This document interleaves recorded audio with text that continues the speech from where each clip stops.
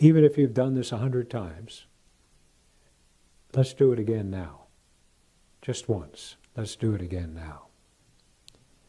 Because this act is all there is to it.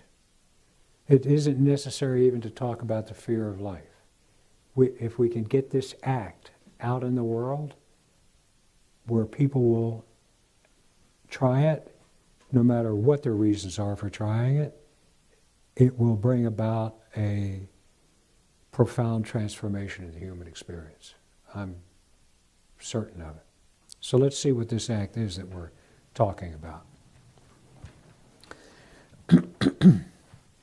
First of all, one thing to see about this act that is actually pretty important is that it involves our capacity as human beings to do one thing.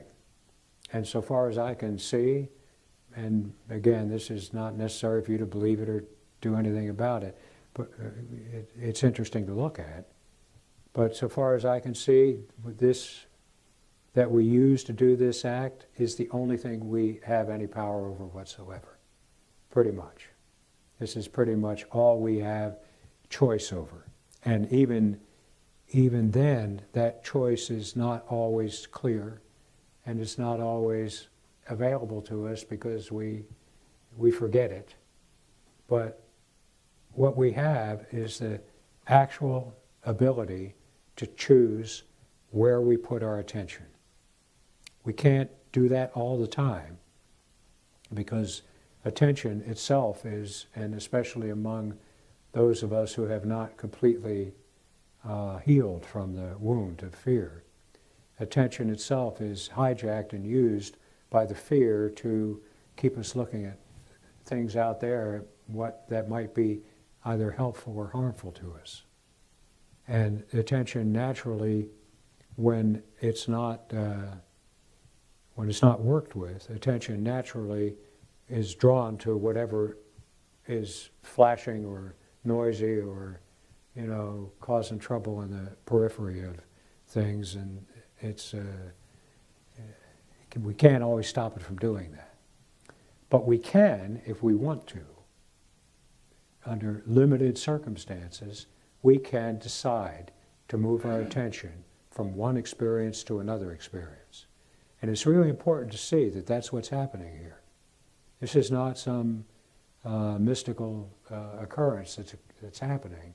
It is the power that you have to decide unevenly, to decide to move your attention from one thing to the other. For example, as we're sitting here,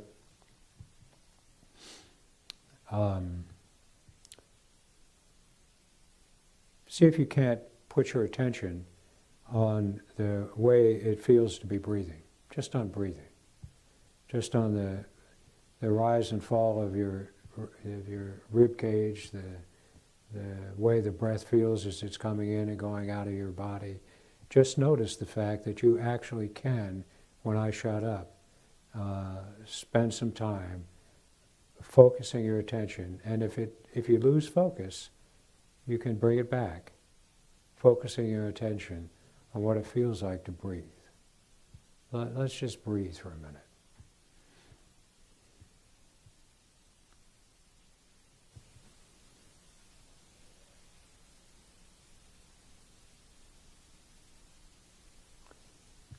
And as you breathe, you can see that the breath has a number of parts to it. It has an in-breath and an out-breath. It has a cessation at the end of each in-breath and at the end of each out-breath.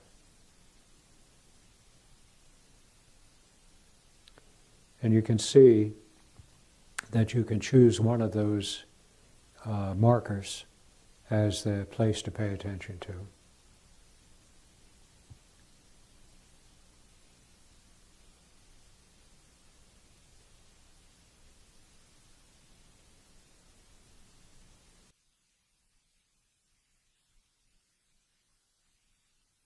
I often recommend what I call mindfulness training, because this power over attention is so useful and so useful that it pays to train yourself to be able to use it with more effectiveness than is usually the case. And that involves watching your breath.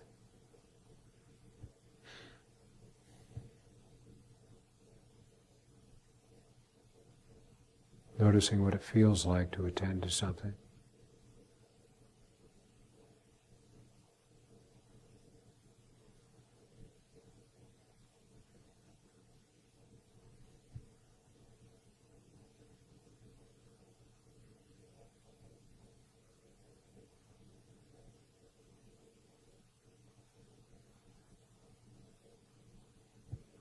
And now see if you can't move the focus of your attention instead of to the moving breath, to the feel of your tongue as it sits in your mouth quietly.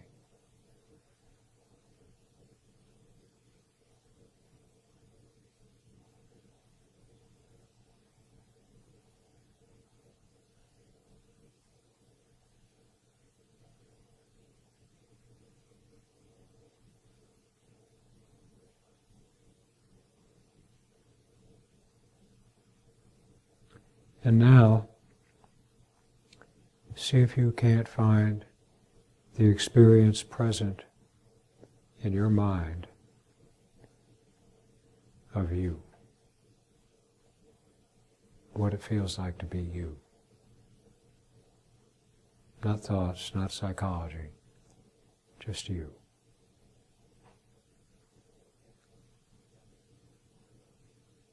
What you would call me.